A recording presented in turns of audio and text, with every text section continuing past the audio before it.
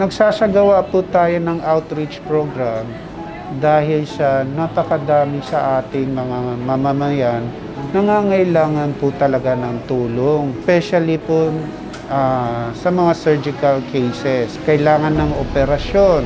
Gaya ng ginagawa po natin dito ay katarata. At ito ay nakakabala sa kanilang pamumuhay. No? Isipin mo yung mga kamag-anak mo, kailangan kang kaalagaan. Nawawala rin sila ng pagkakataon na pumasok sa kanilang mga trabaho para makasama lang po yung taong may kapansanan katulad ng walang makakakita. Ngayon marami rin po kasi sa kanila ay hindi makapag-afford ng surgery. That's why we are doing this outreach program para in our small little way as surgeon, makatulong naman po kami sa pag-iksa ng kanilang kahirapan, no?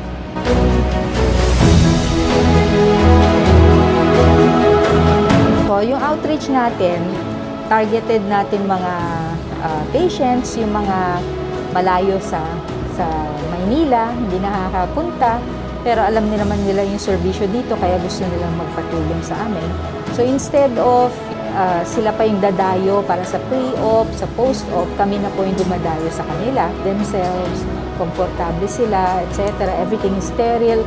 We use the top-of-the-line instruments, supplies, etc. Very fulfilling kasi we are able to help patients na hindi kayang pumunta sa Metro Manila, pero umaabot yung serbisyo natin sa kanila. Dasal, syempre. Nagdadasal din tayo habang nag-opera. No? I always ask God for guidance kasi instrumento lang naman ako na binigay niya sa akin yung pagkakataon makatulong sa mga pasyente.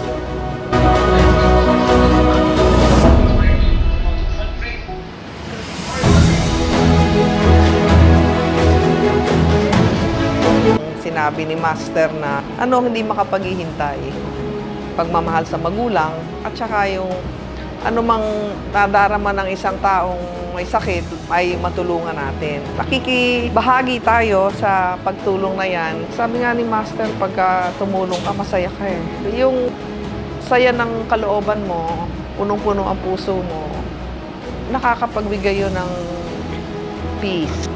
Na kahit nakikita mong magulo ang mundo, maraming problema, maraming disaster, kailangan yung peace na yan, ang ating katiwasayan ng kalooban ay binabahagi din sa iba.